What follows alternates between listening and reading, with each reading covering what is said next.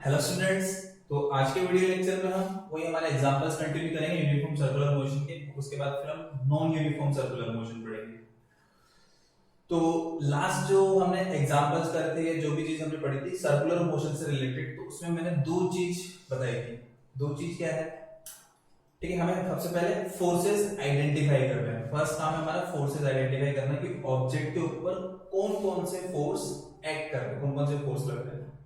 ठीक है, तो उसके बाद हमें सेंटर आइडेंटिफाई करना है।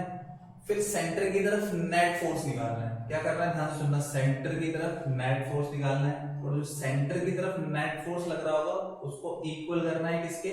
सेंट्रीपिटल फोर्स के। सेंटर की तरफ जो नेट फोर्स है वो किसके इक्वल करना है? Centripetal force mv² by r या फिर m ओमेगा² अपॉन r, उसके इक्वल पुट कर देंगे। ठीक है, और उसके परपेंडिकुलर, जैसे अगर सेंटर जो है वो सर्कल जो है हॉरिजॉन्टल है, तो उसके वर्टिकल डायरेक्शन में जो आएगा ऐसे वर्टिकली, तो वर्टिकली जितना फोर्स ऊपर लग रहा है उतना नीचे कर देना है। ठीक है, और या फिर अगर वर्टिकल सर्कल है तो वर्टिकल सर्कल में क्या करना है? सेंटर की तरफ जो नेट फोर्स लग रहा होगा वो सेंट्रीपिटल फोर्स हो जाएगा, और हॉरिजॉन्टल डायरेक्शन फिर वर्टिकल के जो परपेंडिकुलर दूसरा आएगा हॉरिजॉन्टल डायरेक्शन, उसमें फोर्सेस क्या करना है? इक्वल कर देना है। तो इतना सा काम हम कर सकते हैं। ठीक है, तो सेंटर की तरफ net force mv² upon r के इक्वल, और उसके परपेंडिकुलर जो है उनको जितना ऊपर लग रहा है उतना नीचे। इस तरह से हम क्वेश्चंस को सॉल्व कर लेंगे, एग्जांपल्स को सॉल्व कर लेंगे सभी को। तो सबसे पहले इसमें हमने एग्जांपल्स किए थे, इसको कंटिन्यू करते हैं। तो कंटिन्यू है टर्निंग ऑफ कार। अब कार को टर्न करवा रहे हैं ऑन लेवल रोड। एक लेवल रोड है, हॉरिजॉन्टल रोड, उस पर कार टर्न ले रही है।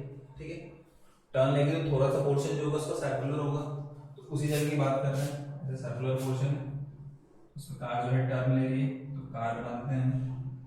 ठीक है, कार बनाना तो आता नहीं है, तो ऐसे ही मान लेते हैं कोई भी कार है।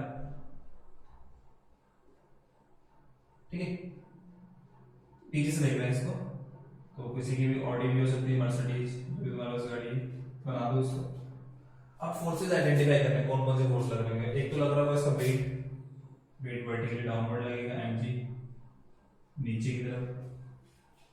ठीक है, तो ग्राउंड पे लगेगा तो ग्राउंड क्या करेगा? इस पे रिएक्शन फोर्स लगाएगा, नॉर्मल रिएक्शन। नॉर्मल रिएक्शन उसे ऊपर की तरफ लग रहा होगा।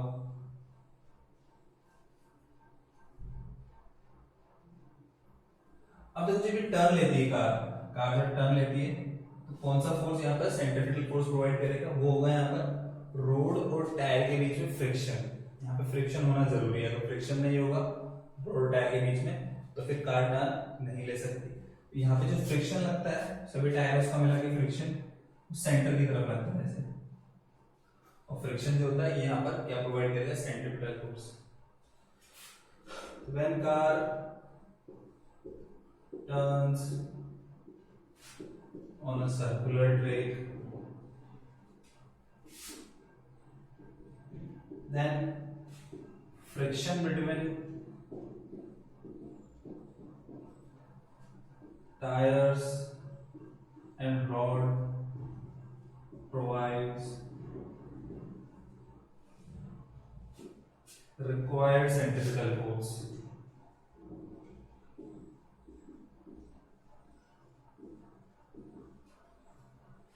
तो जो फ्रिक्शन होगा वो रिक्वायर्ड सेंट्रीपिटल फोर्स प्रोवाइड करेगा, मतलब फ्रिक्शन किसके इक्वल होगा? mv² अपॉन r के।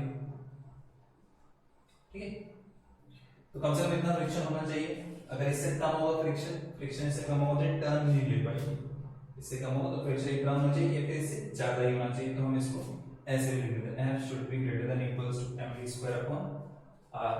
सेव करने के लिए ना, खुद को सेव करने के लिए हम ऐसा कर देते हैं। अगर कम होगा तो फिर ये स्लिप होगी कार और टर्न नहीं ले पाएगी। इसके अलावा ये तो सेंटर वाला नेट फोर्स हो गया, इसके परपेंडिकुलर जो है उनको इक्वल कर देना है। तो जितना नॉर्मल रिएक्शन होगा वो mg के इक्वल हो जाएगा, and n equals to mg। अब देखो फ्रिक्शन को क्या लिख सकते हैं हम? f फ्रिक्शन होता है f equals to mu into n। Now friction क्या लिख सकते हैं? Mu into n, v² upon r। n की जगह क्या लिख देंगे? mg, तो यहाँ mg लिख देंगे, mu mg greater than equals to mv square by r, mm cancel, g को अपॉन में ले जाएंगे तो क्या आएगा mu greater than equals to v square upon rg। For safe turning के लिए ये वाली कंडीशन होनी चाहिए हमारी।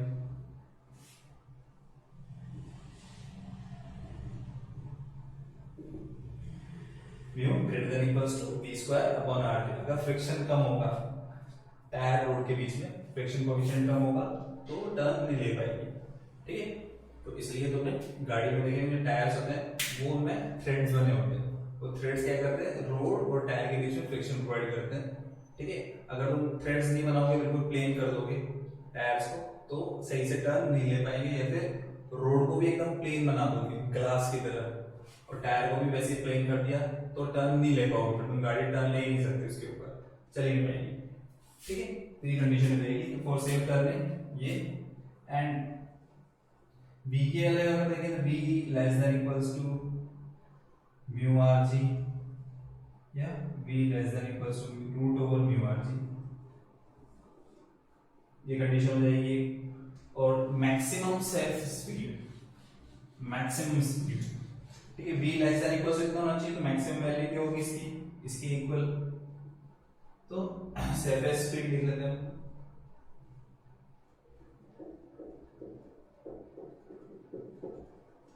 v हो जाएगा root over mu R G, safe speed हो जाएगी उसकी, ठीक। इससे ज्यादा स्पीड से टर्न लोगे तो गाड़ी मुड़ नहीं पाएगी, जिस डायरेक्शन को मोड़ना चाह रहे हो सर्कुलर पाथ में ऐसे नहीं जाएगी, सीधी तरफ जाके टकरा जाएगी वो इस तरफ, फ्रिक्शन नहीं मिलेगा तो मुड़ नहीं पाएगी सफिशिएंट, ज्यादा तेज है मोड़ोगे तो ट्राई कर लेना।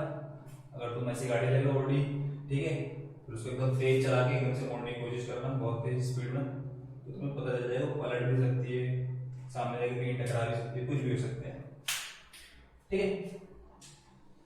तो ये चीज तुम्हें ध्यान रखनी है, फॉर्मूला में b का लिखा है u का लिखा है, ये चीज ध्यान रख सकते हो, तो टर्निंग ऑफ कार और लेवल रोड।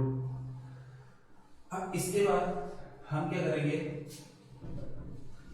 ज्यादा स्पीड में मोड़ेंगे कार को, यहाँ पे तो कम स्पीड में मोड़ रहे हैं, मतलब यहाँ पे सिटी के अंदर हम चला रहे हैं, ठीक है, तो सर्कल वगैरह पे घुमा रहे हैं तो सिटी के अंदर कार की स्पीड ज्यादा नहीं होती, 20 की स्पीड 30 40 ज्यादा, इससे ज्यादा नहीं होती, इससे ज्यादा चला भी नहीं सकते, ठीक है। पर आप चला रहे हैं हाईवे पे गाड़ी को, तो हाईवे पे गाड़ी चलाते हैं तो मोटो जीपी तुमने देखा होगा, तो उसमें बाइक वगैरह तेज चलती है तो क्या करती है बाइक ऐसे तिरछी कर लेते हैं, ठीक है, टेढ़ा कर लेते हैं उसको बैलेंस करने के लिए, टर्न लेने के लिए। तो कार को तो हम ऐसा तिरछा नहीं कर सकते भाई स्टीयरिंग घुमाए कार तिरछी होगी, ठीक है। अब बॉलीवुड की पिक्चर तुम देखी होगी तो उसमें कार को ऐसा खड़ा कर लेते हैं, तो वैसा हम कर नहीं सकते ना, वैसे होता नहीं है क्योंकि, तो क्या करना चाहिए यहाँ पे, क्या कर सकते हैं, कार को ऐसे तिरछा नहीं कर सकते, चलाते कार तो चलेगी वैसे, तो कार को तिरछा नहीं कर सकते तो क्या करते हैं हम रोड को तिरछा करते हैं। रोड नॉर्मली ऐसे हॉरिजॉन्टल रोड है हमारा, लेवल रोड है, ठीक है, ये रोड की इनर साइड है ऐसे टर्न पे, ये रोड की आउटर साइड है, तो क्या करते हैं इस इनर साइड के रेस्पेक्ट में आउटर साइड को थोड़ा सा ऊपर उठा देते हैं, इनर साइड के रेस्पेक्ट में आउटर साइड को थोड़ा सा ऊपर, तो टर्न लेती है जब कार तो ये ऐसे चलती है, ऐसे ये इस तरह से, ठीक है, ये उसका एंगल ऐसा रहेगा, ये इस तरह से हो जाएगा। तो कहीं भी तुम हाईवे पे टर्निंग देखो तो टर्निंग पर रुक जाना और रुक के उस हाईवे पर रोड को अच्छे से देखना, तो रोड को देखोगे तो जिस साइड टर्न होगा, ठीक है, तो इनर साइड थोड़ी नीचे की तरफ होगी और आउटर एज जो है वो थोड़ा ऊपर की तरफ उठा होगा। ये आउटर एज जो ऊपर की तरफ उठता है, ऊपर की तरफ उठता है, जैसे कार थोड़ा टिल्ट हो जाती है, टेढ़ी हो जाती है, इसको बोलते हैं हम banking of road.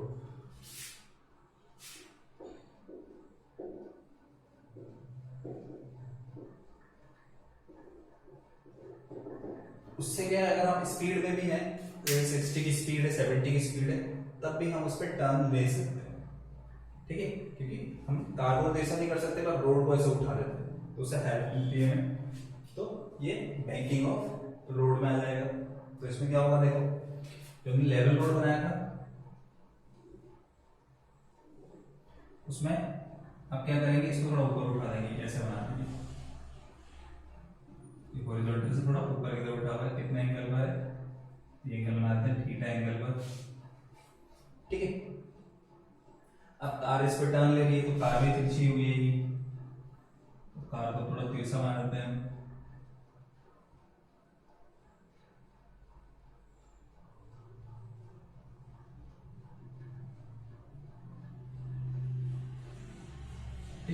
Turn area से घिसाओगे। तो तुम नॉर्मली जैसे कोई रेसिंग ट्रैक वगैरह कुछ हो तो वहां पर भी कार के अगर रेसिंग देख रहे होंगे तो वहां पे जहाँ पे भी टर्न होगा तो रोड ऐसे उठा हुआ होगा तो तुम्हें दिख जाएगा अपने। अगर तुम्हें हाईवे पे नहीं जाना तो कोई भी वीडियो वगैरह देखेगा तो उसमें दिख जाएगा। तो बैंकिंग ऑफ रोड में इस तरह होता है। तो इससे ये जो बैंकिंग जो होती है इससे हमें हेल्प मिलती है, ठीक है, टर्निंग में। इस पे सेंट्रीपिटल फोर्स मिलता है हमें, थोड़ा एक्स्ट्रा आ जाएगा, हेल्प मिलेगी। तो देखो कैसे मिलेगी हेल्प, उसी को देखते हैं।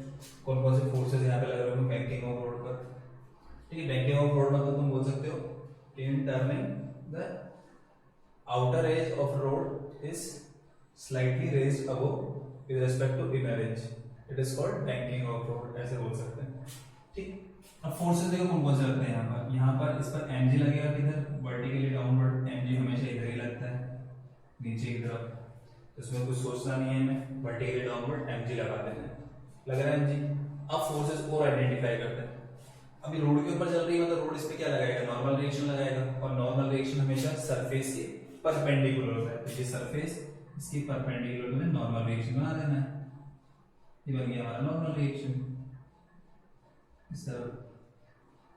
तो नॉर्मल रिएक्शन हो गया, एक mg हो गया और एक फ्रिक्शन तो लगेगा इसे। तो हम स्पीड में चल रहे हैं, ठीक है, स्पीड में चल रहे हैं तो कार जो है वो आउटर साइड में जाने का ट्राई करती है, कार ऐसे उस साइड जाने का ट्राई करती है। अभी पहले भी फ्रिक्शन हमें इस तरह भी लगाया था तो अभी फ्रिक्शन इधर ही लगाएंगे।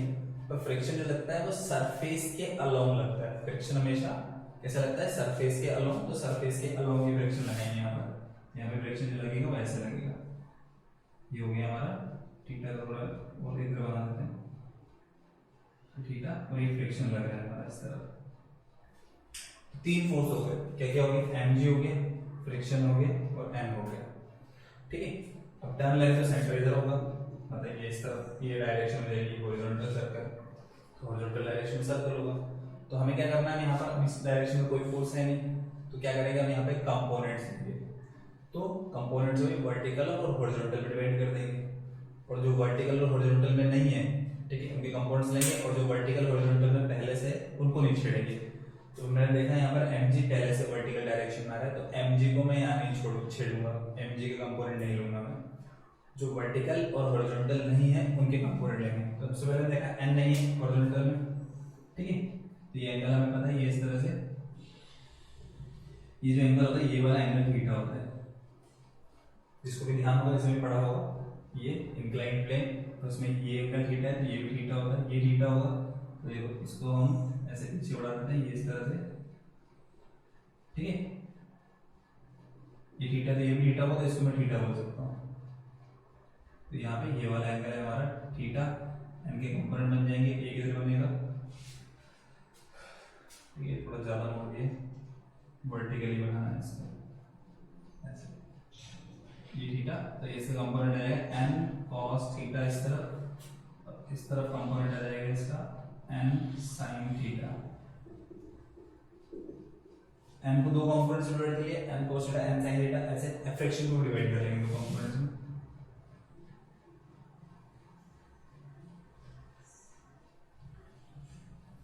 ये एंगल थीटा है, ये वाला एंगल थीटा हो जाएगा, ये थीटा है, ये भी थीटा। फिर f के दो कंपोनेंट, इस f के, इस फ्रैक्शन के, ये फ्रैक्शन के कंपोनेंट्स, थीटा के साथ वाला इधर f cos थीटा और नीचे वाला f sin थीटा,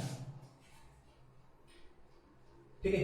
अब देखो वर्टिकल डायरेक्शन में कौन कौन से फोर्स लग रहे हैं, तो वर्टिकल डायरेक्शन में ऊपर लग रहा है n cos थीटा और नीचे mg और f sin थीटा, तो नीचे ये दोनों लग रहे हैं, ऊपर ये दोनों लग रहे हैं। तो इसको और इसको मैं क्या लिख सकता हूँ, इक्वल लिख सकता हूँ।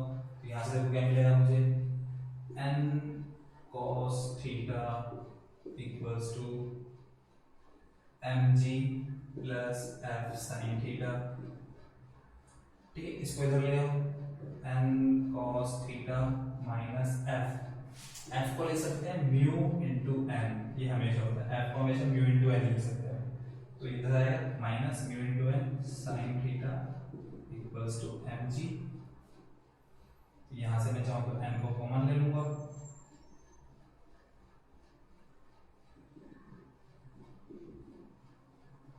इक्वेशन नंबर 2, ठीक है।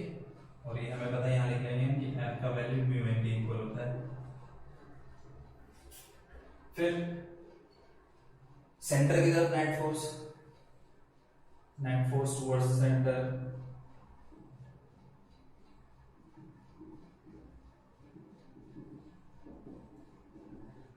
कौन सा लग रहा है, एक तो एफ कॉस थीटा लग रहा है और एक एन साइन थीटा लग रहा है। तो f cos theta plus n sine theta ये लग रहा है सेंटर की तरफ, और सेंटर की तरफ लगने वाला नेट फोर्स किसके इक्वल होता है, m v square upon r के।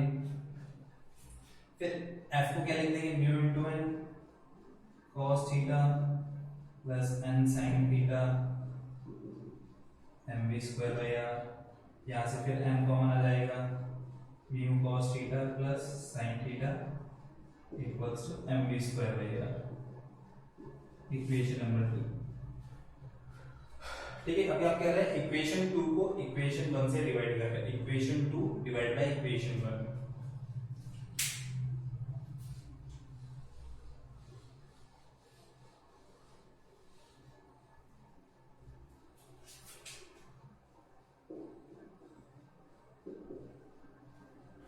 ठीक है, इक्वेशन 2 ये है n mu cos theta plus sine theta equals to m v square upon are g, sorry m v square upon r, और ये इक्वेशन 1 है तो दोनों को डिवाइड कर दो।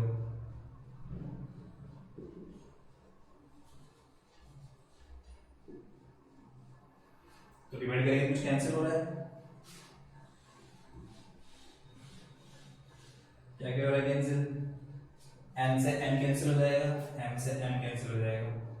ठीक है, तो यहाँ बचेगा ये mu cos theta plus sine theta, नीचे cos theta minus mu sine theta equals to V square upon are G. तो यहाँ से v का वैल्यू देखो क्या हो जाएगा, ये वी स्क्वायर का वैल्यू आर जी इस तरफ आ जाएगा, आर जी इधर आ गया, और ये वाली जो वैल्यू है इस वैल्यू में मैं क्या कर रहा हूँ, यहाँ पर ऊपर नीचे cos थीटा से डिवाइड कर रहा हूँ, क्या कर रहा हूँ, ऊपर नीचे cos थीटा से डिवाइड कर रहा हूँ, cos थीटा से डिवाइड करो, तो यहाँ पे cos थीटा से डिवाइड करो इसको, तो cos थीटा से डिवाइड करेंगे cos थीटा कैंसिल, बचेगा क्या म्यू, यहाँ पे भी cos थीटा से डिवाइड करो तो sin theta upon cos theta tan theta,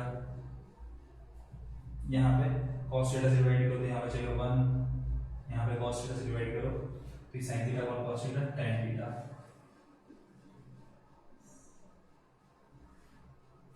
तो v स्क्वायर की वैल्यू है तो फाइनली v की वैल्यू क्या हो जाएगी,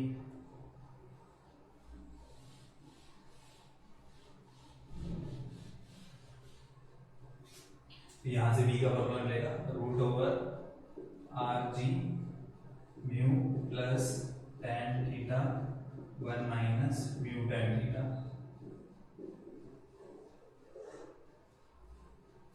ठीक है, तो स्पीड में चला रहा है तो यहाँ पर क्या होगा, ये नॉर्मल रिएक्शन फ्रिक्शन का हेल्प करेगी, तो नॉर्मल रिएक्शन यहाँ पे फ्रिक्शन का हेल्प करेगा जिससे हम इजीली ज्यादा स्पीड में भी टर्न ले सकते हैं बैंक रोड पर। ठीक है, तो ये स्पीड का फॉर्मूला हो गया।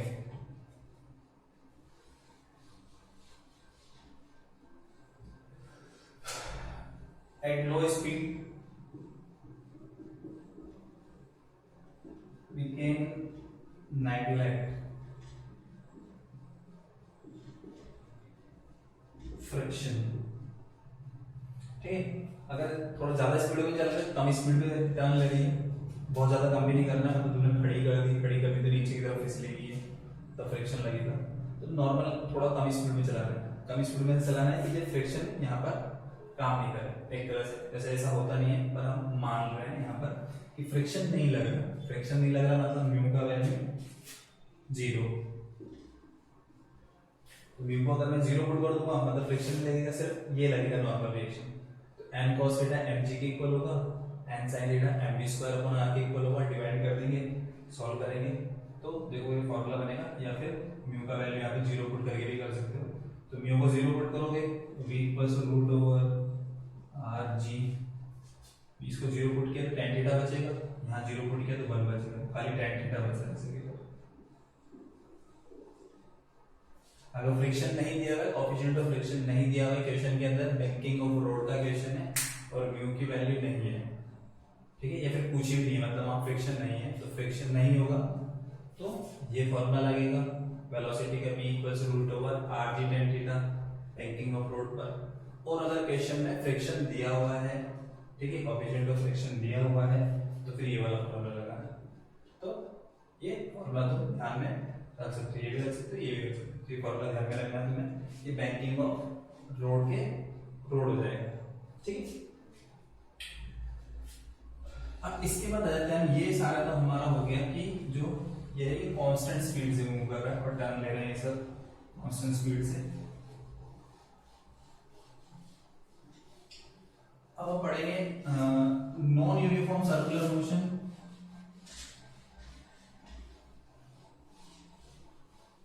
और उसका एग्जांपल तो अब आ जाएगा नॉन यूनिफॉर्म सर्कुलर मोशन। तो यूनिफॉर्म में क्या था, वो कांस्टेंट स्पीड से मूव कर रहा था, स्पीड चेंज नहीं होती, वेलोसिटी चेंज होती है, डायरेक्शन चेंज होती है, तो बट स्पीड चेंज नहीं होती, उसका मैग्नीट्यूड चेंज नहीं हो रहा है, तो वो यूनिफॉर्म सर्कुलर मोशन था। अब अगर मैग्नीट्यूड चेंज होगा तो नॉन यूनिफॉर्म हो जाएगा। तो नॉन यूनिफॉर्म में अगर हम देखें, देखो सर्कुलर पाथ में मूव करेगा तो सेंट्रीपिटल फोर्स तो लगना ही, मतलब सेंट्रीपिटल एक्सेलरेशन तो होना ही है, क्योंकि डायरेक्शन चेंज करने का काम करता है। डायरेक्शन चेंज करेगा तो ये तो होना ही है। इसके अलावा अगर उसकी स्पीड भी चेंज हो रही है, मान लो इंक्रीज हो रही है, तो इस डायरेक्शन में स्पीड होती है, वो इंक्रीज हो रही है, इंक्रीज हो रही है, तो एक्सेलरेशन भी इसी डायरेक्शन में होना चाहिए। तो यहाँ पर एक एक्सेलरेशन आएगा, टेंजेंशियल एक्सेलरेशन, इसको हम पहले डिस्कस कर चुके हैं। तो दोनों एक्सेलरेशन होते हैं, ये भी होता है, ये भी होता है, ठीक है। और रिजल्टेंट एक्सेलरेशन इन दोनों का इधर भी आता है, ये हम पहले डिस्कस कर चुके हैं, ठीक है। तो in non uniform motion, circular motion, AC भी होगा और एटी भी होगा, दोनों होते हैं। एटी भी मतलब टेंजेंशियल एक्सेलरेशन भी जीरो नहीं होगा, मतलब उसकी भी कुछ ना कुछ वैल्यू होगी, और सेंट्रीपिटल एक्सेलरेशन जीरो नहीं होगा, उसकी भी कुछ ना कुछ वैल्यू होगी। जैसे हम बात करें, अगर मोशन की बात करें, नॉन यूनिफॉर्म मोशन की बात करें, फिर यूनिफॉर्म सर्कुलर मोशन की बात करें, और नॉन यूनिफॉर्म सर्कुलर मोशन की बात करें, तो इन सब में हम एक्सेलरेशन से रिलेशन निकाल सकते हैं। कैसे? अगर मैं बात करूं यूनिफॉर्म मोशन की, सिर्फ यूनिफॉर्म मोशन और कुछ नाम नहीं है इसका, तो यूनिफॉर्म मोशन मतलब वेलोसिटी चेंज नहीं हो रही, डायरेक्शन भी चेंज नहीं हो रही, कुछ भी नहीं होगा, मतलब टेंजेंशियल एक्सेलरेशन भी नहीं होगा और सेंट्रीपिटल एक्सेलरेशन भी नहीं होगा, यूनिफॉर्म मोशन की अगर मैं बात करूं। फिर मैं बात करूं नॉन यूनिफॉर्म मोशन की, तो नॉन यूनिफॉर्म मोशन मतलब सिर्फ उसका मैग्नीट्यूड चेंज हो रहा है, डायरेक्शन चेंज नहीं कर रहा है। ध्यान से सुनना, डायरेक्शन चेंज नहीं कर रहा है, एक स्ट्रेट लाइन में मूव कर रहा है, तो टेंजेंशियल एक्सेलरेशन होगा क्योंकि स्पीड चेंज हो रही है, मैग्नीट्यूड चेंज हो रहा है, बट सेंट्रीपिटल एक्सेलरेशन यहाँ पर नहीं होगा, ठीक है, क्योंकि हम डायरेक्शन चेंज नहीं करवा रहे उसकी। फिर अगर बात करें हम यूनिफॉर्म सर्कुलर मोशन, बात करें यूनिफॉर्म सर्कुलर मोशन की, तो उसमें सेंट्रीपिटल एक्सेलरेशन होता है। सेंट्रीपिटल एक्सेलरेशन जीरो नहीं होगा, उसका कुछ न कुछ वैल्यू होगी, ठीक है, जो क्या करेगा, डायरेक्शन चेंज करेगा, बट टेंजेंशियल एक्सेलरेशन जीरो होगा क्योंकि वहां पर मैग्नीट्यूड चेंज नहीं होता है स्पीड का, टेंजेंशियल एक्सेलरेशन नहीं होगा, सिर्फ सेंट्रीपिटल होगा यूनिफॉर्म सर्कुलर मोशन में। और नॉन यूनिफॉर्म सर्कुलर मोशन में दोनों ही जीरो नहीं होंगे, दोनों ही का कुछ ना कुछ वैल्यू आएगा। तो ये इनमें आप चाहे तो मेन डिफरेंस इस तरह से भी बता सकते हैं, uniform, non uniform, uniform circular motion, non uniform circular motion, ठीक है। वैल्यू दोनों की पता ही है, हमें एसी को लिखते हैं mv स्क्वायर बाय आर, और एटी को लिखते हैं rate of change of velocity, उसका मैग्नीट्यूड किस रेट से चेंज हो रहा है, और जो रिजल्टेंट आएगा ए, तो इसे इक्वल हो जाएगा root over AC square plus AT square, क्योंकि दोनों परपेंडिकुलर है, तो रिजल्टेंट ऐसे निकलेगा। तो ये हमारा नॉन यूनिफॉर्म सर्कुलर मोशन होता है, दोनों तरह के एक्सेलरेशन होंगे, टेंजेंशियल भी होगा, सेंट्रीपिटल भी होगा, ठीक है। अब इसका एग्जांपल बढ़ते हैं, जो इंपॉर्टेंट है वो एग्जांपल है, तो एग्जांपल देखते हैं।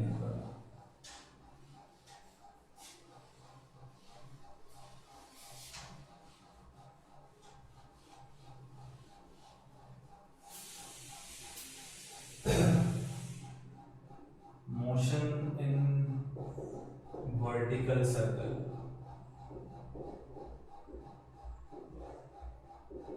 Motion in vertical circle. तो मोशन वर्टिकल सर्कल में क्या करना है, इसको तुम घर पे भी कर सकते हो। घर पे कैसे करोगे, तो हमने क्या किया, एक जैसे हैंगिंग के लिए कोई भी नेल वगैरह कुछ भी ले ली, ठीक है, वॉल में ऐसे बड़ी सी नेल वगैरह कुछ भी लगा सकते हो, ऐसे वायर वगैरह कुछ भी स्टिफ होना चाहिए, हिलना नहीं चाहिए। फिर उससे क्या किया हमने, स्ट्रिंग को बांध दिया, रस्सी वगैरह कुछ भी ले सकते हो, पतला धागा कुछ भी ले सकते हो, और उससे फिर एक छोटे से मास को सस्पेंड कर दिया, मतलब पेंडुलम टाइप स्ट्रक्चर, ठीक है, ये सब बना दिया हमने। अब क्या कर रहे हैं, इस मास को हम स्पीड दे रहे हैं, यहाँ पर कितना u स्पीड, और u सफिशिएंट स्पीड दे रहे हैं। सफिशिएंट स्पीड से क्या है कि ये सर्कुलर पाथ में मूव कर रहा है, जितनी इसकी लेंथ है, मान लो इसकी लेंथ है हमारी l के इक्वल, स्ट्रिंग की लेंथ है l, तो ये l रेडियस के वर्टिकल सर्कल में मूव करेगा, ठीक है। तो ये ऐसा सर्कल बनाने की कोशिश कर लेते हैं।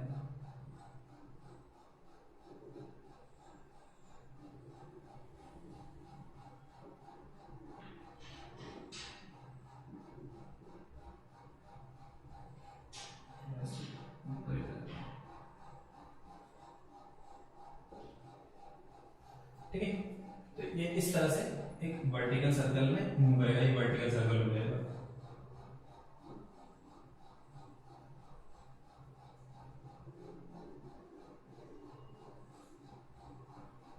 ऐसे घूम रहा है इसके अंदर ये, ठीक, एल रेडियस पे रोटेट कर रहा है। तो लोवेस्ट पॉइंट को मैं ए ले रहा हूँ, जब ये यहाँ पर पहुंच के हॉरिजॉन्टल हो जाएगा, इस वाले पॉइंट को मैं ले रहा हूँ बी, इस वाले पॉइंट को हम सी ले रहे हैं, ये अलग अलग हम ए बी सी हम ले सकते हैं, और ये आराम से इसके अंदर मूव कर रहा है, रोटेट कर रहा है, ठीक है। सिर्फ यहीं पे स्पीड दे रहा है, स्पीड देके छोड़ दे रहा है, मतलब यहाँ पर तो हमने इसको ऐसे पुश किया यू स्पीड से, अब उसके बाद कोई फोर्स नहीं लगा रहा, ये बस अंडर ग्रेविटी मूव करेगा, ग्रेविटी के अंदर मूव करेगा। तो ग्रेविटी के अंदर मूव करेगा तो ऊपर जाएगा तो स्पीड डिक्रीज हो जाएगी, हाईएस्ट पॉइंट पे स्पीड मिनिमम होगी, फिर नीचे आएगा तो फिर स्पीड बढ़ेगी, फिर लोवेस्ट पॉइंट पे स्पीड मैक्सिमम हो जाएगी, और ऐसे घूमता रहेगा ये। एयर रेजिस्टेंस वगैरह कुछ नहीं ले रहे हैं। तो यहाँ पर देखो मैग्नीट्यूड चेंज हो रहा है, यहाँ पे स्पीड मैक्सिमम है, ऊपर जा रहा है स्पीड डिक्रीज हो रही है, मिनिमम हो गई, फिर बढ़ रही है, फिर वापस मैक्सिमम हो गई। तो डायरेक्शन तो चेंज हो ही रही है, मैग्नीट्यूड भी साथ के साथ चेंज हो रहा है। तो इसका मतलब ये क्या हो जाएगा, नॉन यूनिफॉर्म मोशन का एग्जांपल हो गया हमारा, ठीक है। अब इसकी कोई भी एक रैंडम पोजीशन लेते हैं, जैसे मान लो ये मूव कर रहा है और ये यहाँ पर कहीं पर पहुंचा है इस जगह पर, तो यहाँ पे इसकी स्पीड है v, और ये एंगल बना रहा है यहाँ से थीटा, थीटा एंगल बना रहा है और यहाँ पहुंच गया, ठीक है। इतने से पोर्शन को हम देख रहे हैं, ये इस पोर्शन को, तो इसको मैं इधर बना देता हूं, इतने से पार्ट को, ये हो गया हमारा यहाँ पर स्पीड u, यहाँ कहीं पहुंचा, यहाँ पे इसका स्पीड है v, ध्यान रखना परपेंडिकुलर होगी स्पीड से, छोटा बन गया, यहाँ पे स्पीड v और ये एंगल थीटा, ठीक है। अब फोर्सेस आइडेंटिफाई करेंगे, फोर्सेस कौन कौन से लगेंगे, तो दोनों जगह बनाता हूँ, यहाँ भी बनाता हूँ, समझेंगे, यहाँ भी बना देंगे। देखो फोर्सेस इस जगह पर जो रैंडम पोजीशन है एंगल थीटा पर, तो वहां पर फोर्सेस एक तो लग रहा होगा mg, लग रहा होगा इस तरफ, एक फोर्स तो ये हो गया mg, mg हमेशा लगता है अंडर ग्रेविटी मूव कर रहा है, और ये स्ट्रिंग जो होगी खींची होगी, इसके टाइट होगी तो इसमें स्ट्रिंग में क्या आएगा, टेंशन। तो दो फोर्स यहाँ पे लग रहा है, एक टी लग रहा है और एक mg लग रहा है, ठीक है। सेंटर ये है, तो जो फोर्स है सेंटर की डायरेक्शन में है उनको हम कंपोनेंट्स में डिवाइड नहीं करते, जो फोर्स पहले से सेंटर के डायरेक्शन में या फिर सेंटर के परपेंडिकुलर लाइन की डायरेक्शन में, तो यहाँ पे सेंटर ये इस तरफ है, तो सेंटर के डायरेक्शन में जो फोर्स लग रहा है उसको मैं कंपोनेंट में डिवाइड नहीं करूंगा, या फिर उसके परपेंडिकुलर लाइन है उस पर अगर फोर्सेस है तो उनको भी मैं कंपोनेंट में डिवाइड नहीं करूंगा, कंपोनेंट में उन्हीं को डिवाइड करूंगा जो इस लाइन और इस लाइन के अलावा नहीं होंगे। तो देखो एक लाइन तो ये हो गई, तो मैं तो टी को डिवाइड नहीं करना है, एक लाइन ये होगी, ठीक है। तो इस लाइन में कोई फोर्स है ही नहीं, तो फिर मैं क्या करूंगा, यहाँ पर एम जी को डिवाइड करेंगे यहाँ पर, क्योंकि एम जी इस लाइन के अलाउंग नहीं आ रहा है, यहाँ पर एम जी डिवाइड होगा, तो ये एंगल थीटा ये भी थीटा होगा, तो एम जी के दो कंपाउंड बनेंगे, एक इधर बनेगा एम जी कॉस थीटा और एक इधर आएगा इस तरफ एम जी साइन थीटा। तो एम जी के दो कंपाउंड बने, m g cos theta m g sine theta, चाहो यहाँ बना लो ये टेंशन डी, इधर एम जी, ये एंगल थीटा, इधर आ जाएगा एम जी कॉस थीटा और ये इस तरफ एम जी साइन थीटा। अब देखेंगे सेंटर की तरफ नेट फोर्स किधर लग रहा है, इस डायरेक्शन में नेट फोर्स, तो टी तो उसी डायरेक्शन लग रहा है, तो टी को तो पॉजिटिव लेंगे और जो अपोजिट डायरेक्शन में उसको नेगेटिव लेंगे, क्योंकि सेंटर की तरफ नेट फोर्स दे रहा है। अगर दोनों एक ही डायरेक्शन में होते इसी तरफ होते दोनों ऐड हो जाता, ये उसकी डायरेक्शन थे प्लस और इसको माइनस, तो net force towards the centre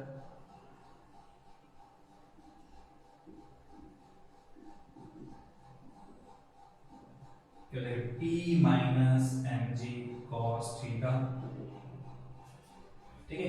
और सेंटर की तरफ नेट फोर्स होता है किसके इक्वल होता है, सेंट्रीपिटल फोर्स के इक्वल, सेंट्रीपिटल फोर्स है m, यहाँ पर जो भी स्पीड होगी, यहाँ पर जो भी स्पीड होगी, तो यहाँ पे स्पीड कितनी है v m v square by r, ठीक है। यहाँ से मैं t की वैल्यू अगर लिखना चाहूँ लिख सकता हूँ, इसको ले जाऊंगा, तो ये m v square by r plus m g cos theta, ये टेंशन है ये, ठीक है। आर की जगह यहाँ पर एल ले लेंगे, क्यों, क्योंकि ये जो लेंथ है इसकी हमने एल ली है, तो ये एल यहाँ पर लिख देता हूँ, m v square by r plus m g cos theta. अब v और u में क्या रिलेशन होगा, v और u, ये v और u में क्या रिलेशन होगा, तो v और u का रिलेशन हम कैसे देख सकते हैं, देखो बाय कंजर्वेशन ऑफ एनर्जी,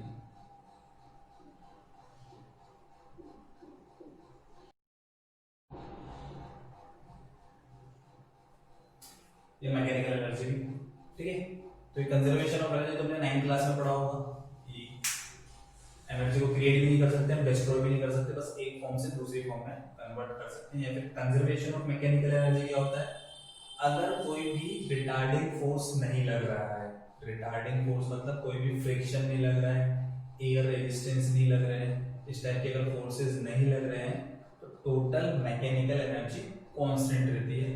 और मैकेनिकल एनर्जी मतलब होता है sum of kinetic energy plus potential energy, kinetic और पोटेंशियल का सम जो होता है मैकेनिकल, तो स्टार्टिंग में kinetic plus potential equals to बाद में काइनेटिक प्लस पोटेंशियल, ये हमेशा इक्वल रहेगा अगर फ्रिक्शन एयर रेजिस्टेंस इस टाइप के कोई फोर्सेस नहीं लग रहे हैं तो यहाँ पर मैं फ्रिक्शन वगैरह कुछ लिया नहीं, एयर रेजिस्टेंस कुछ ले नहीं रहे, तो जितना यहाँ पर एनर्जी होगा उतना ही यहाँ पर एनर्जी होगा, टोटल जितना यहाँ पर उतना ही यहाँ पर, ठीक है। तो इनिशियल फाइनल करके लिख देते हैं, K initial plus U initial equals to K final plus U final, इसको हम आगे चैप्टर पढ़ेंगे वर्क पावर एनर्जी, उसमें भी बताएंगे, तो अभी तो मैं ऐसे ध्यान रख सकते हो। अब बात करते हैं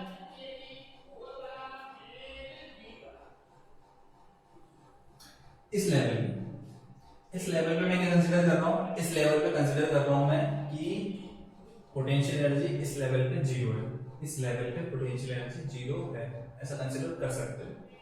इस लेवल पे पोटेंशियल एनर्जी जीरो है तो सिर्फ कौन सी एनर्जी होगी इस लेवल पे, काइनेटिक एनर्जी होगी, इसका मास m, स्पीड u, तो काइनेटिक एनर्जी का फॉर्मूला होता है half m u square, potential zero, इस जगह पे स्पीड कितनी हो गई v, तो यहाँ पे कौन सी energy, kinetic energy half m v square, और ये मान लेते हैं कि इस लेवल के रेस्पेक्ट में, इसके रेस्पेक्ट में ये h हाइट तक आ गया, ये हाइट h है, यहाँ से यहाँ की हाइट, इस जगह से इस जगह की हाइट h हाइट तक आ गया, तो उसको मैं यहाँ तक शो कर देता हूँ इस जगह पर,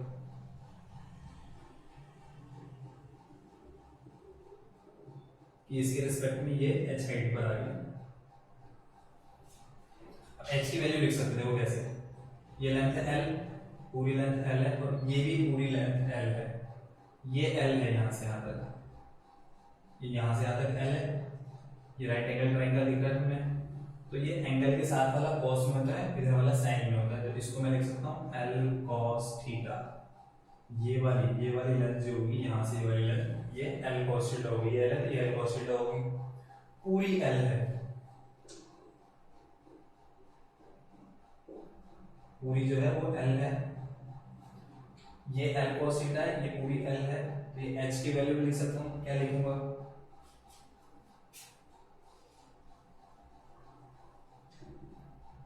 क्या लिखेंगे एच की वैल्यू को, एच इक्वल्स टू क्या हो जाएगा, इस पूरे में से इतने को सब्ट्रैक्ट कर दो तो एच आ जाएगा, एच इक्वल्स हो जाएगा L minus L cos theta.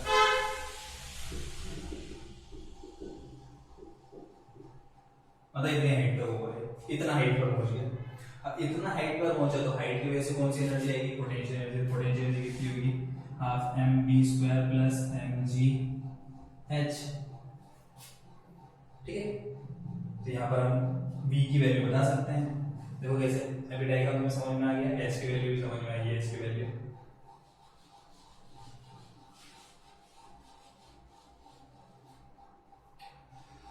तो देखो यहाँ पर मुझे v निकालना है, तो ये m m m यहाँ पर आएगा तो कैंसिल हो जाएगा, इसको इधर ले आते हैं, तो देखो v स्क्वायर दिखेगा मुझे u square minus 2g h, ठीक है, और h की वैल्यू आई मेरे पास कितनी, l 1 माइनस cos थीटा, ये v का वैल्यू अगर v लिखना चाहो तो इसका root over u square minus 2gl 1 minus cos theta, इसको याद रख सकते हो।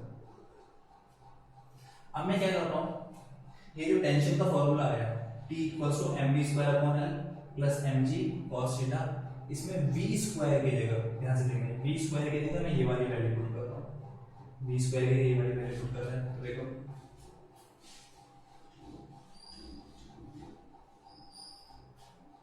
ऊपर लिख देते हैं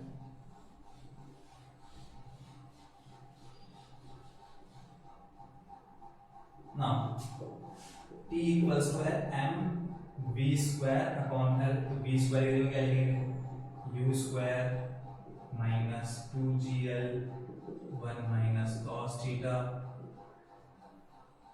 ये था, और plus m g cos theta.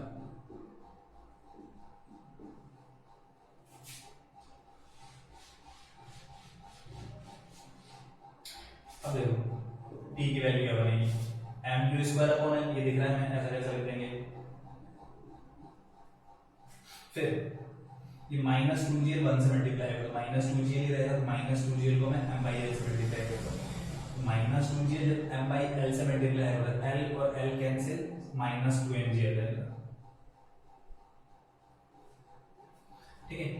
फिर ये माइनस 2gl cos थीटा से मल्टीप्लाई होगा माइनस में, तो माइनस माइनस हो जाएगा प्लस, तो 2gl cos theta m by L, plus 2mg cos theta बन जाएगा, 2mg cos theta plus mg cos theta 3mg cos theta,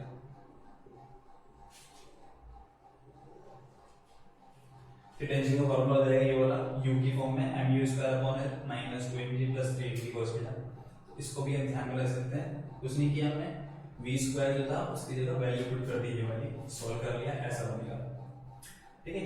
तो ये रैंडम कंडीशन थीटा एंगल पर हम देख सकते हैं कि थीटा एंगल पर ये सब होगा, ठीक है। अब फिर यहां से मैं a पर निकालूंगा, b पर निकालूंगा और c पर निकालूंगा, a पे टेंशन क्या होगी, a पे स्पीड पता है, टेंशन निकाल लेंगे, b पर स्पीड निकाल लेंगे, और c पर स्पीड और c पर भी टेंशन निकाल लेंगे, देखो कैसे निकालेंगे, एट पॉइंट a, सबसे पहले एट पॉइंट a पर निकाल रहा हूं मैं, जब a पर होगा तो ये लाइन इसी लाइन के साथ कितना एंगल बनाएगी, थीटा का वैल्यू 0 डिग्री, ठीक है। तो टेंशन हो जाएगी a पर, या थीटा की वैल्यू 0 पुट कर दो, थीटा जब 0 पुट करूंगा तो cos 0 क्या होगा,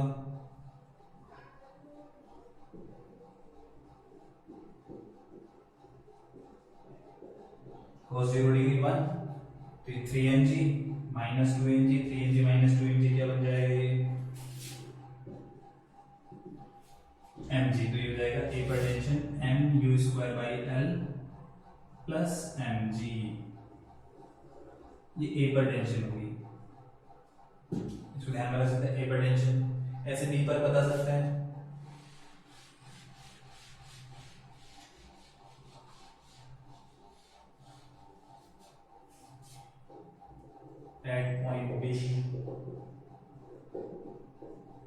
टीबी मतलब जब यहाँ पर होगा ये, तो ये टेंशन कितनी आएगी और यहाँ पर ये स्पीड कितनी होगी। इस वाले को तो हटा देते हैं।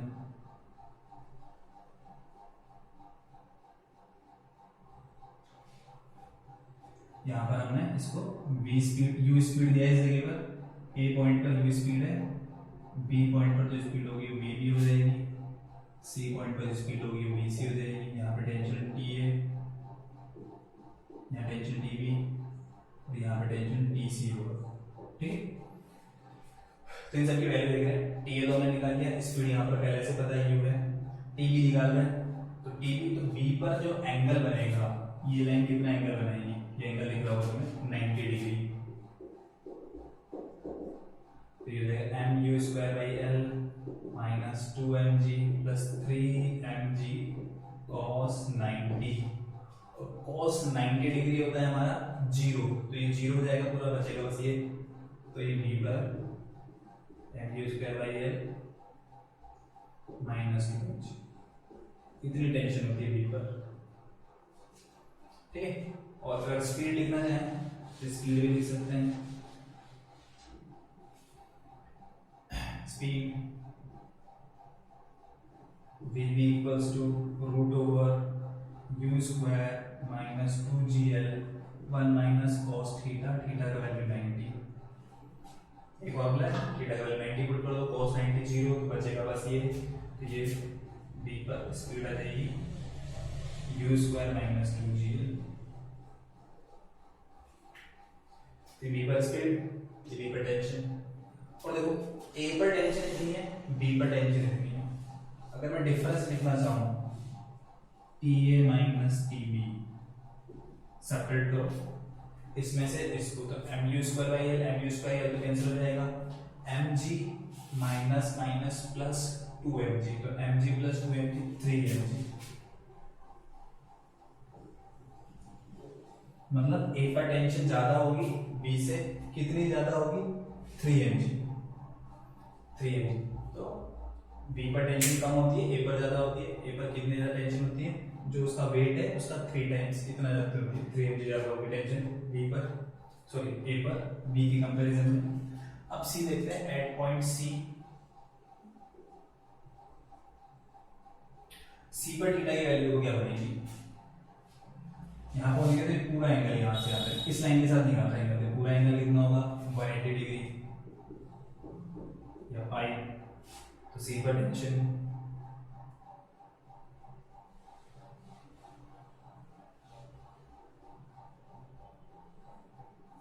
cos 180 डिग्री, cos 180 क्या होता है -1 होता है, तो जो cos -1 ऐसे करूंगा तो ये -3mg बन जाएगा, तो -3mg माइनस 2mg ये हो जाएगा -5mg। इसी पर टेंशन होगी स्पीड, सी पर अगर लिखना चाहे तो cos 90 डिग्री क्या आ जाएगा, cos 180 कितना होता है -1, तो जैसे -1 रखेंगे तो minus minus plus 1 plus 1 2 into 2gl, तो 4gl बन जाएगा। तो ये c पर स्पीड हो जाएगी कितनी, u स्क्वायर माइनस 4gl, और दोनों में टेंशन का डिफरेंस देखेंगे a के साथ,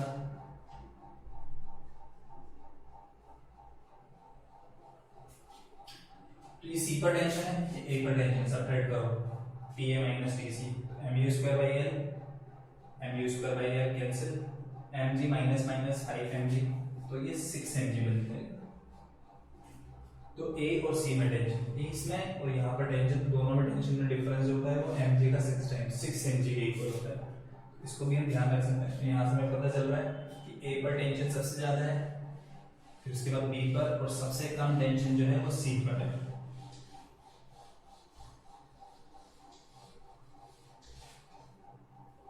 ठीक है,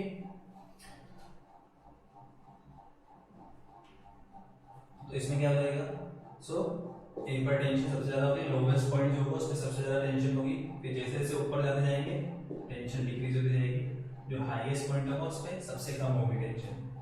इस चीज की हो जाएगा। इसके बाद पढ़ेंगे हम स्पेशल केसेस पढ़ेंगे। देखो स्पेशल केसेस में क्या क्या होगा।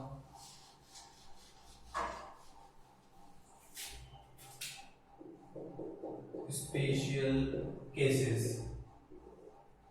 ठीक है। केस 1, ठीक है, इसमें रहेगा condition of completion of circle.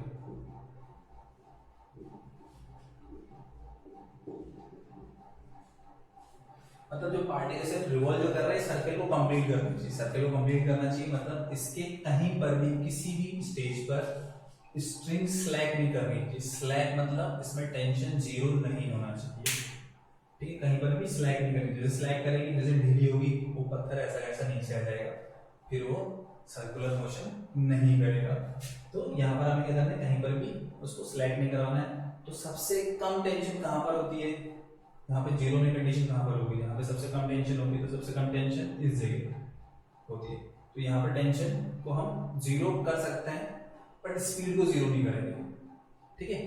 क्योंकि यहाँ पर जैसे यहाँ पर पहुंचेगा हमें टेंशन को जीरो कर सकता है, बट स्पीड की वजह से क्या होगा, ये थोड़ा सा आगे जाएगा और जैसे ही थोड़ा सा आगे जाएगा वहां पे इसमें टेंशन आ जाएगी।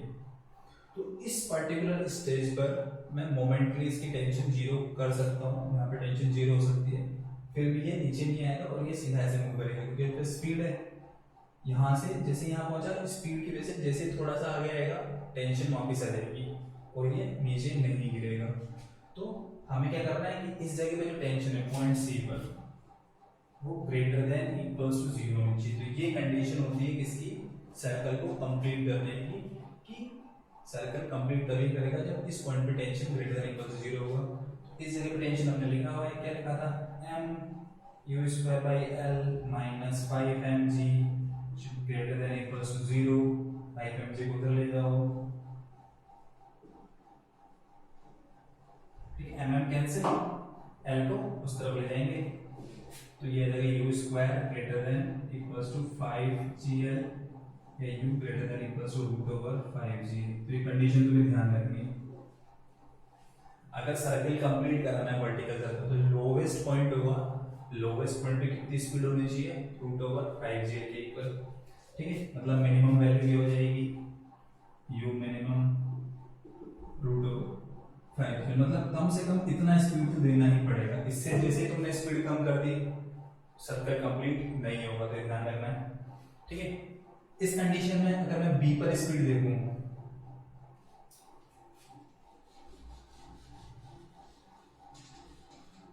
in this condition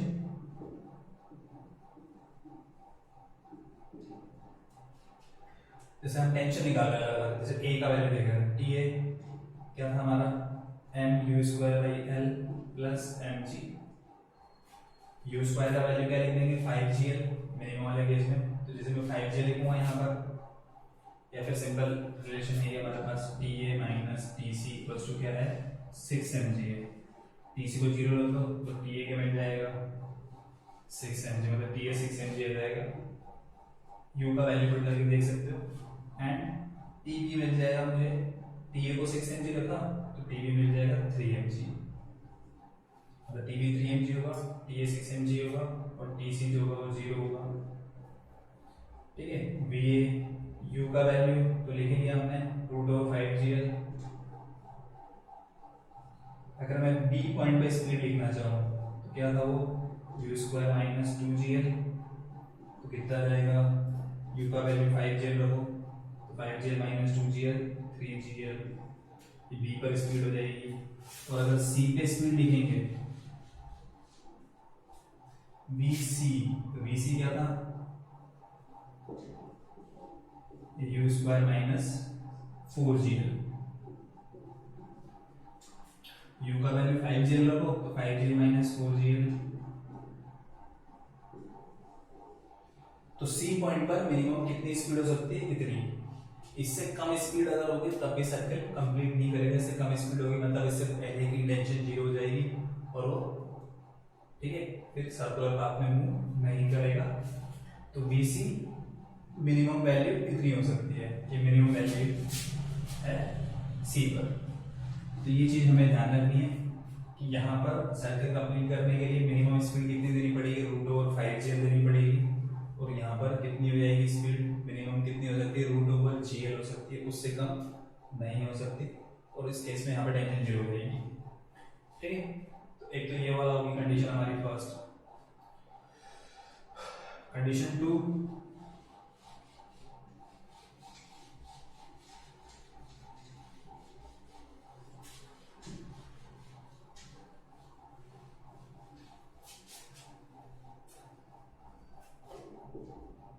ठीक है, leaving the circle,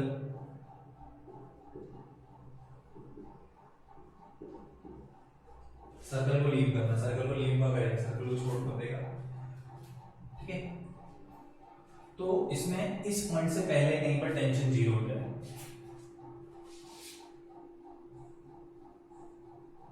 C point से पहले कहीं पर इसमें टेंशन जीरो हो जाए, मतलब यहाँ पर हमने स्पीड दी, ठीक है, और इस यहाँ तक तो पहुंच जाए, और इससे पहले यहाँ पर कहीं पर इसमें टेंशन जीरो है इस जगह पर, क्योंकि यहाँ से लेके यहाँ तक तो टेंशन जीरो हो नहीं सकती, क्योंकि यहाँ पर mg लगेगा नीचे की तरफ। ठीक है, पर इसके ऊपर टेंशन हम जीरो कर सकते हैं इस पॉइंट पर, या इसके ऊपर हम टेंशन जीरो कर सकते हैं। कैसे करेंगे, देखो यहाँ पर मान लो इस जगह पर कहीं पर टी का वैल्यू जीरो हो जाता है, स्पीड जीरो नहीं होती थी, यहाँ पे स्पीड होगी कुछ ना कुछ, और उस स्पीड की वजह से सर्कल को तो छोड़ देगा ये, पर एक तरह से ऐसा क्या हो जाएगा, अब ये सर्कुलर पाथ में मूव करने के लिए बाउंड नहीं है, क्योंकि टेंशन ये जो स्ट्रिंग है स्लैग होगी। ठीक है, मतलब तुमने ऐसे पत्थर फेंका, स्ट्रिंग से बांध कर तुम खुद भी कर सकते हो, ऐसा पकड़ो उसको, यहाँ पे स्पीड दो, इतना स्पीड देना कि यहाँ से हाफ सर्कल के ऊपर चला जाए, हाफ सर्कल ऊपर जाएगा, यहाँ कहीं स्लैग होगी, स्लैग होगी तो फिर उसकी स्पीड से फिर वो ऐसे पत्थर ऐसे गिर जाएगा, यहाँ से आगे ऐसे गिर जाएगा, क्योंकि पत्थर होगा स्पीड की वजह से ऊपर जाएगा, और ये ऐसे करके ऐसे गिर जाएगा और यहाँ पहुंच जाएगा फिर, तो फिर ये पैराबोलिक पाथ में मूव करेगा। इसके बाद इसकी मोशन टोटली अंडर ग्रेविटी हो जाएगी, टेंशन वगैरह कुछ नहीं लगेगा इसके बाद, इस जगह के बाद। तो इसका जो पाथ होगा वो ये ऐसा नहीं होगा, ऐसे होके ऐसा हो जाएगा। ठीक है, मतलब यहाँ से यहाँ तक तो ये ऐसा नॉर्मल जाएगा, यहाँ टेंशन जीरो हो गई, स्पीड नहीं हुई, तो ये फिर ऐसे होकर इस तरह से मूव करेगा। तो इसके बीच में कहीं टेंशन जीरो हो रही है, यहाँ पर नहीं हो रही, इस बीच में हो रही है, तो इसमें क्या होता है, u की जो वैल्यू है वो ऑब्वियसली हमें पता चल रहा है कि रूट ओवर 5gl से तो कम है, क्योंकि अगर रूट ओवर 5gl के इक्वल होती तो पूरा सर्कल कंप्लीट कर लेता, और यहाँ तक पहुंच गया, मतलब यहाँ पर स्पीड जीरो नहीं है, मतलब bb की वैल्यू जो है कुछ ना कुछ। तो देखो इससे पहले हमने जब u का वैल्यू 5gl लिया था तो bb कितना था हमारा, bb था रूट ओवर 3gl। ठीक है, तब जब u की वैल्यू 5gl, अब 5gl से थोड़ी कम आएगी, 5gl से थोड़ी कम आएगी यहाँ पे speed,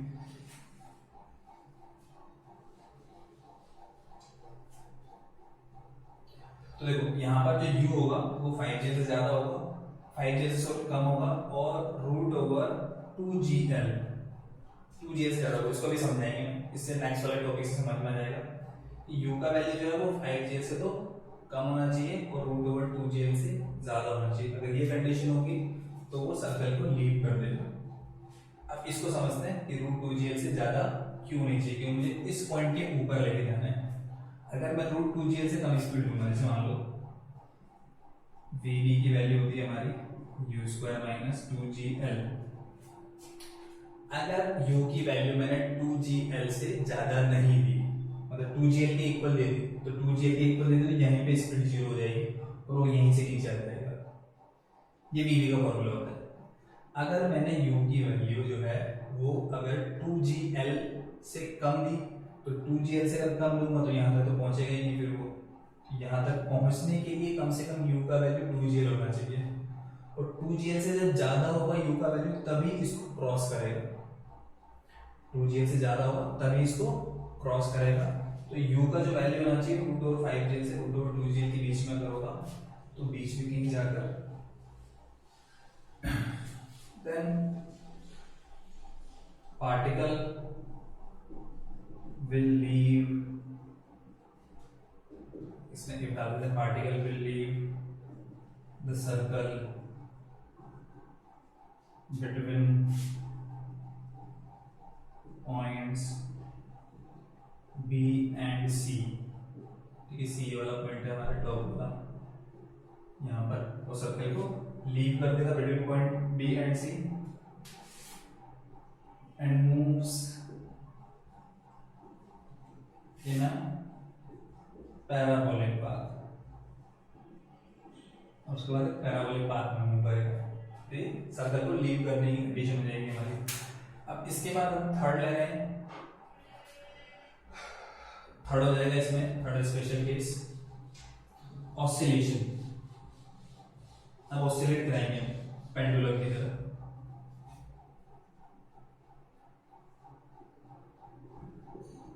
condition of oscillation.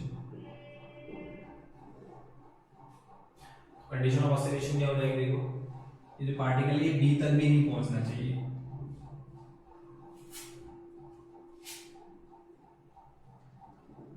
B तक भी पहुंच गया, पर यहाँ पर हमें क्या कर देंगे, इस पे स्पीड जीरो कर देंगे। तो जैसे में बी पर स्पीड जीरो होगी तो वापस ये इसी पाथ पर आ जाएगा और ऐसे ऐसे मूव करेगा इस तरह से, ठीक है। तो इसमें क्या होगा, जो इस जगह जो स्पीड होगी u वो होनी चाहिए less than equals to root over 2gl। अगर u की वैल्यू रूट ओवर 2gl की इक्वल होगी तो ये इस तरह से बात बनाएगा, और अगर u की वैल्यू जो है वो less then root over 2gl होगी, तो 2gl से भी कम है,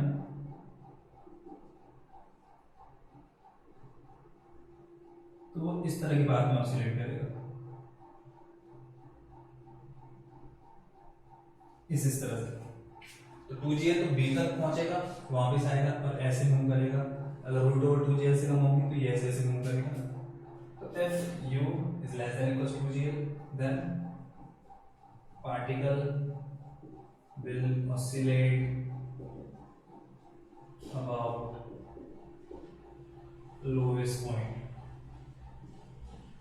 लोवेस्ट पॉइंट जो होगा मतलब पॉइंट ए, उसके बाद क्या करेगा, ये ऑसिलेट करेगा, तो ये ऑसिलेशन कंडीशन होगी। तो ये चीज में ध्यान रखनी है क्या क्या, अगर u का value greater than equals to 5gl है तो पूरा सर्कल कंप्लीट करेगा, ऐसे घूमकर ऐसे आ जाएगा पूरा। और अगर u का वैल्यू 5gl से कम है पर रूट ओवर 2gl से ज्यादा है, रूट ओवर 5gl से कम है बट रूट ओवर 2gl से ज्यादा है, तो b और c के बीच में कहीं सर्कल को छोड़ देगा, ऐसा पैराबोलिक पाथ में मूव करेगा। और अगर u का value less than equals to root over 2gl है तो वो ऑसिलेट करेगा। अगर एग्जैक्टली 2gl के इक्वल है तो b तक जाएगा, b से वापस नीचे आएगा, फिर इधर आएगा, फिर ऐसे ऑसिलेट करेगा। और अगर 2gl से कम है तो फिर ऐसे ऐसे ऑसिलेट करेगा। तो ये स्पेशल केसेस हम ध्यान में रख सकते हैं वर्टिकल सर्कल के। ठीक है, ये सेम चीज हम स्ट्रिंग की जगह एक होलो सर्कुलर ट्यूब में भी कर सकते हैं। ठीक है, मतलब सर्कुलर ट्यूब के स्फीयर को, केस 4 में in case of circular motion in hollow sphere, एक होलो स्फीयर है, ऐसे बना हुआ है, ठीक है, मतलब अंदर कुछ भी नहीं है, सिर्फ बाहर बाहर सरफेस पर है, मतलब अच्छा बनाने की कोशिश कर लेते हैं। ठीक, मान लो इस तरह से, और यहाँ पर जो है इसकी रेडियस आर ले लो, इस जगह पर हमने इसका स्पीड दिया कितना u, तो u स्पीड दिया तो इसमें भी हो जाएगा for completion of circle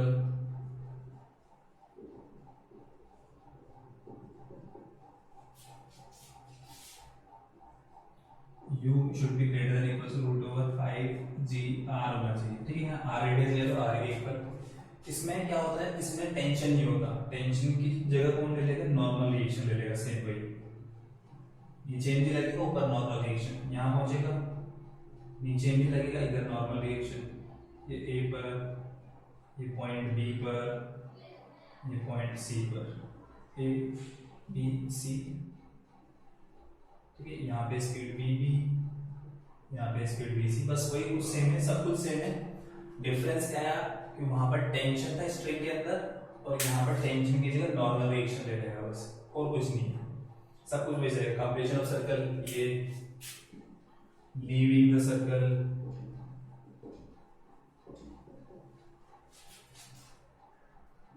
you का जो वैल्यू है वो 5 GL से कम, √2 GL से ज्यादा, फॉर ऑसिलेशन u का वैल्यू जो है वो less than equal to √2/2 GL।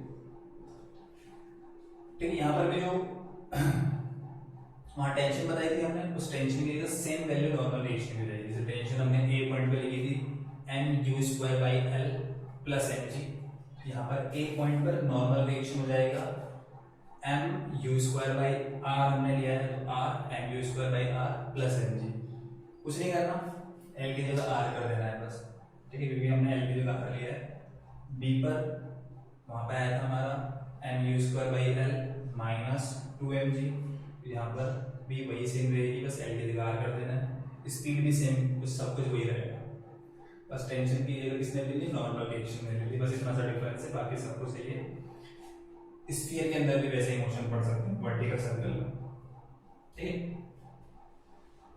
तो ये हमारा हो गया वर्टिकल सर्कल।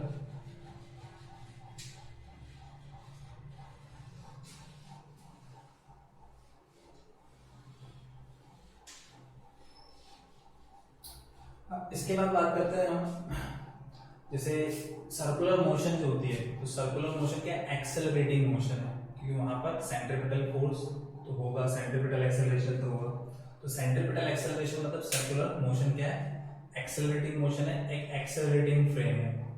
और एक्सेलरेटिंग फ्रेम में क्या होता है, एक फोर्स हम इंट्रोड्यूस करते हैं, उस फोर्स को बोलते हैं स्यूडो फोर्स। तो सर्कुलर मोशन, कोई भी ऑब्जेक्ट मूव कर रहा है, किसी सिस्टम के अंदर मूव कर रहा है, तो उस पर क्या लगेगा, स्यूडो फोर्स लगेगा। और यहाँ पर भी स्यूडो फोर्स लगता है, और वो स्यूडो फोर्स को हम बोलते हैं सेंट्रीफ्यूगल फोर्स। क्या बोलेंगे, सेंट्रीफ्यूगल फोर्स। तो यहाँ पे स्यूडो फोर्स होता है, सेंट्रीफ्यूगल फोर्स होता है, सेंट्रीफ्यूगल फोर्स। क्या है ये, एक टाइप का स्यूडो फोर्स है।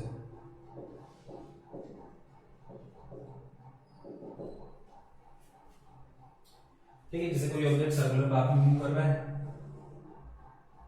तो जैसे मान लो ये स्ट्रिंग है, इससे एक बॉक्स बना हुआ है छोटा सा, इस बॉक्स के अंदर कोई ऑब्जेक्ट रखा हुआ है, ऐसा लेते हैं, मान लेते हैं, ठीक है।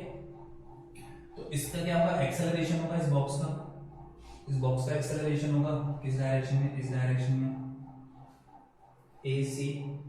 तो इसके एक्सेलरेशन की वजह से इसके अंदर जो भी ऑब्जेक्ट होगा, उस ऑब्जेक्ट पे क्या लगेगा, स्यूडो फोर्स लगेगा। और स्यूडो फोर्स जो होता है वो होता है F -ma, उसका मास और एक्सेलरेशन की जस्ट अपोजिट।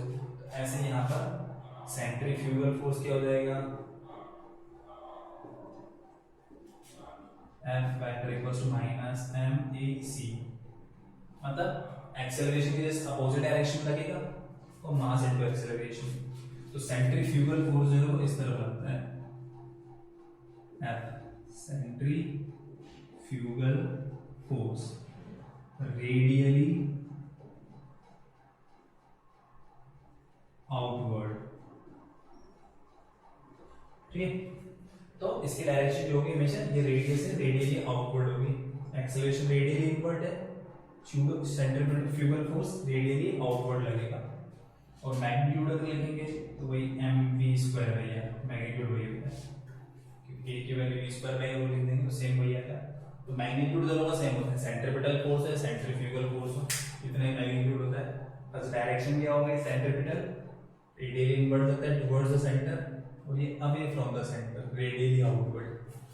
और देखो सेंट्रीफ्यूगल फोर्स की बहुत सारे यूजेस है, क्या क्या यूज है, जैसे मशीन का जो ड्रायर होता है हमारा, रिंसिंग जिसमें करते हैं, तो उसमें भी सेंट्रीफ्यूगल फोर्स काम में करता है। कैसे काम में करता है, जब वो स्पीड से रोटेट करती है, तो जो हमारे कपड़े हैं, वो कपड़े में क्या होते हैं, क्लॉथ, वो भी साथ में घूमते हैं, और घूमते हैं तो उसमें क्या है, वाटर पार्टिकल्स होते हैं, पानी होता है। उस पानी पे क्या लगता है, सेंट्रीफ्यूगल फोर्स लगता है। उस सेंट्रीफ्यूगल फोर्स की वजह से उन कपड़ों से वो पानी जो है वो अलग हो जाता है, ऐसे रेडियली आउटवर्ड डायरेक्शन जाता है। और रेडियली आउटवर्ड डायरेक्शन में जाएगा तो तुम देखोगे तो उस ड्रायर के अंदर क्या होता है, छोटे छोटे से छेद बने होते हैं और उन छेदों से क्या होगा, वो पानी बाहर निकल जाएगा और कपड़े अच्छे से सूख जाएंगे। एक यूज हो गया। और यूज रहता है जैसे दूध से क्रीम निकालने के लिए।